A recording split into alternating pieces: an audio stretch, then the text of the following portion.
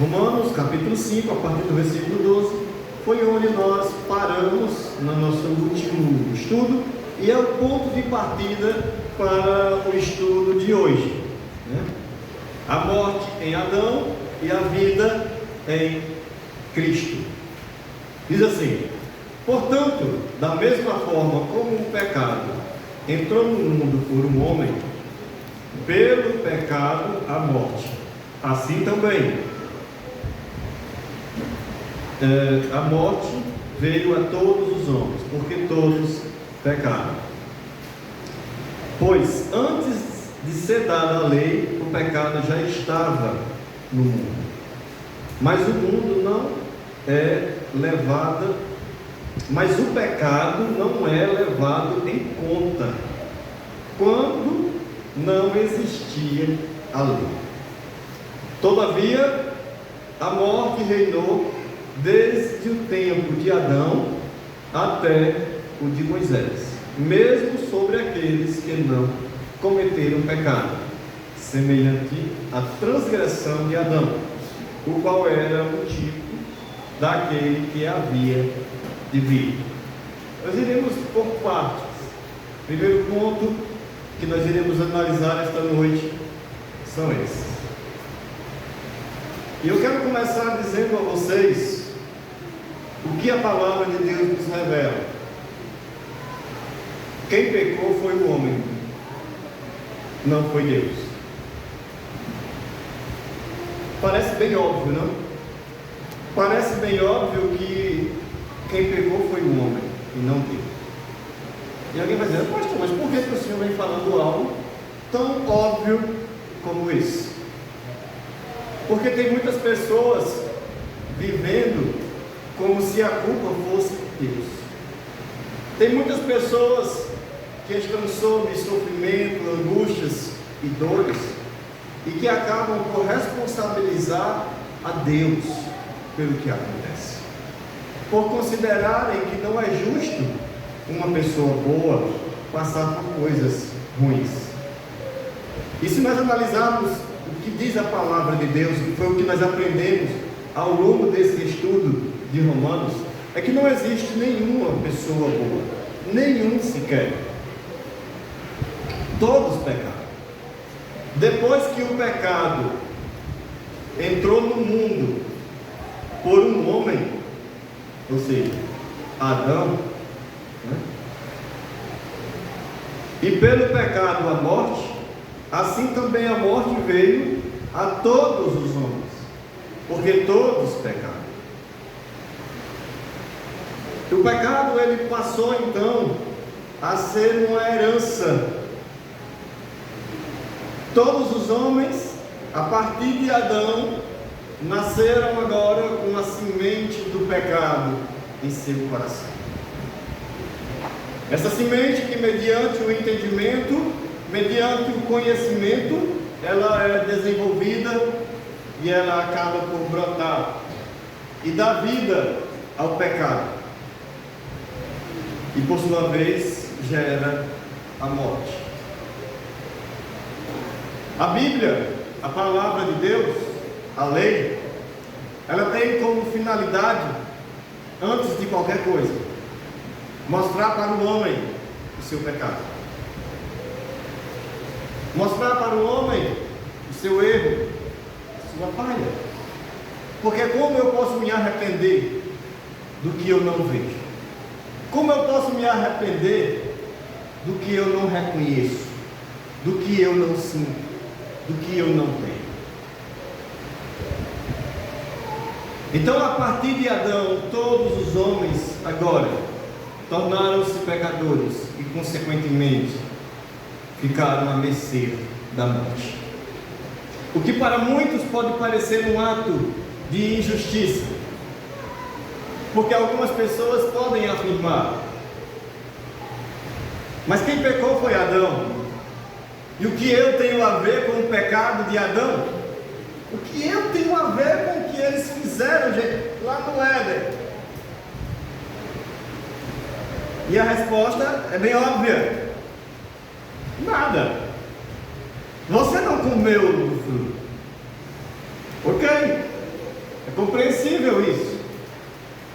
Então, sendo assim, nós podemos pensar que existe uma injustiça da parte de Deus.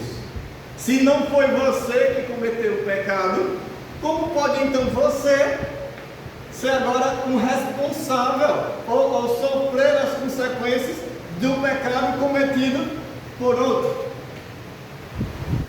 Isso é injusto, não?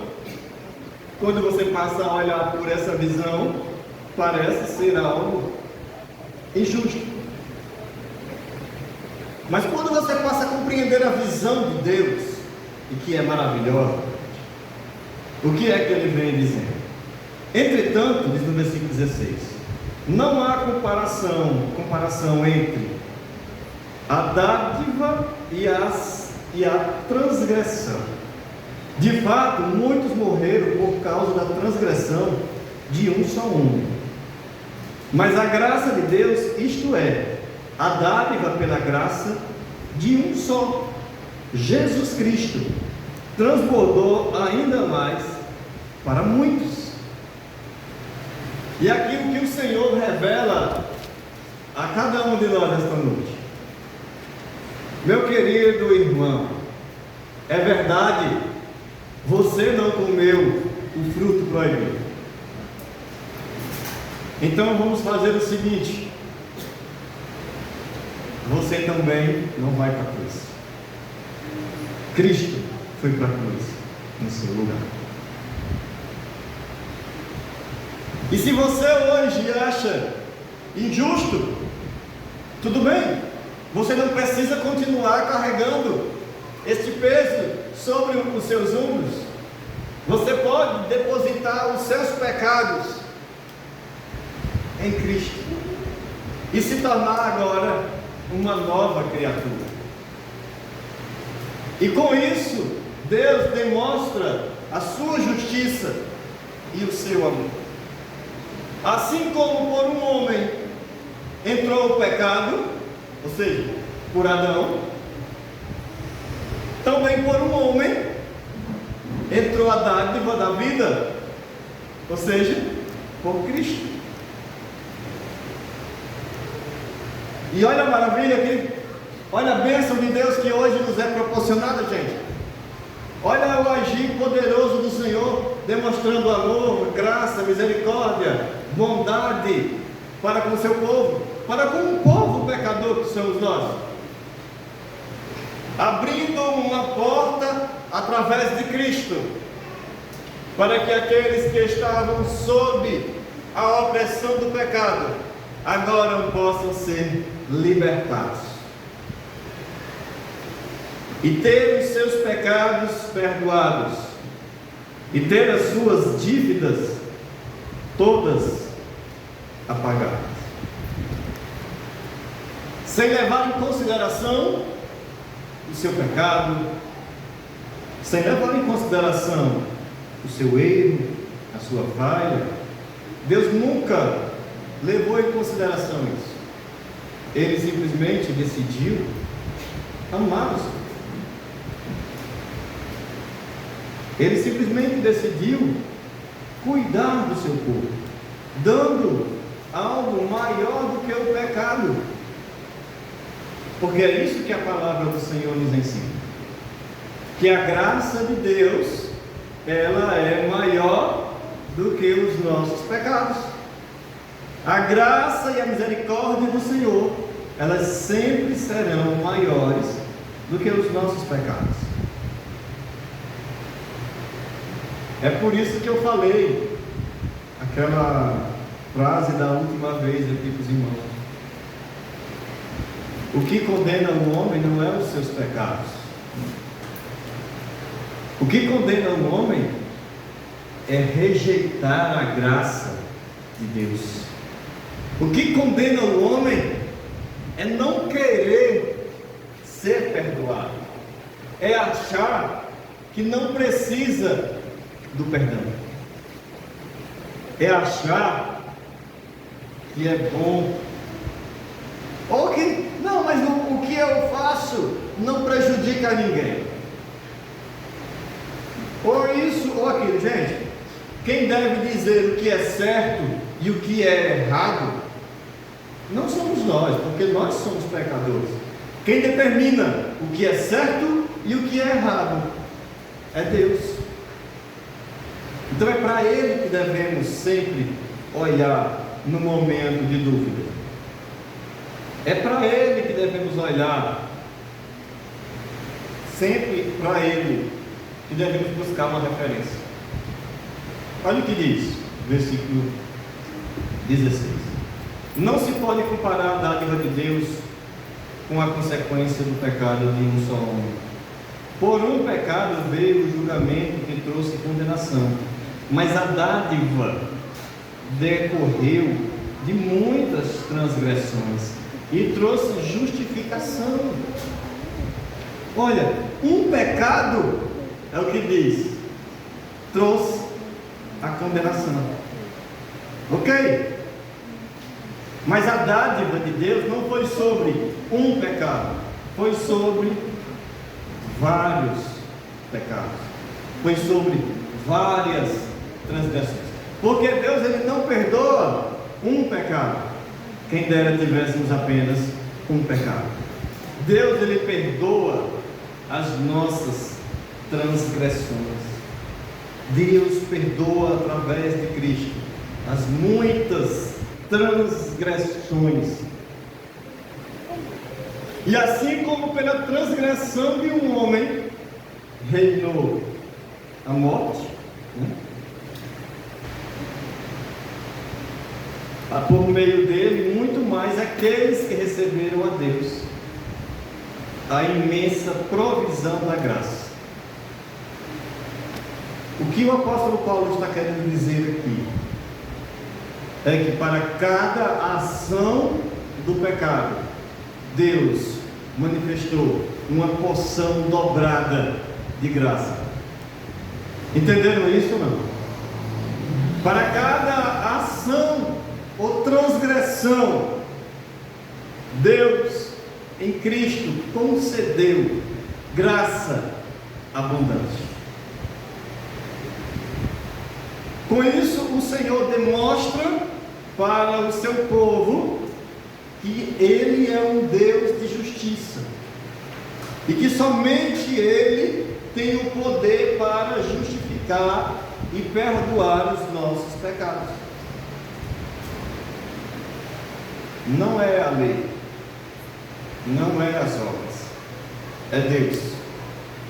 Sempre foi por Ele e para Ele. Qual o propósito disso? Qual o intuito disso? Que os irmãos compreendam que não é um mérito humano que está sendo levado em consideração, mas a graça do Senhor. Não é o mérito de minhas ações, mas é a graça do Senhor.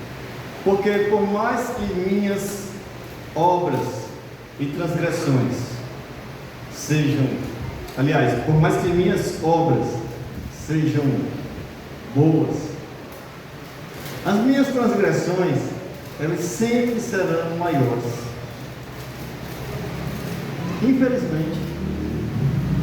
Porque a partir do momento, por exemplo, que eu penso que uma obra minha irá compensar uma transgressão, eu já estou transgredindo a vontade de Deus, porque eu estou cancelando a graça e querendo viver por mérito. Mais uma vez, Paulo vem enaltecer isso para a igreja. Não permita que o pecado domine sobre suas vidas. Em Cristo vocês terão sempre o perdão para o pecado. Recorrer a Cristo é recorrer àquele que tem a autoridade dada por Deus para perdoar as nossas transgressões e para nos justificar de todas as nossas iniquidades.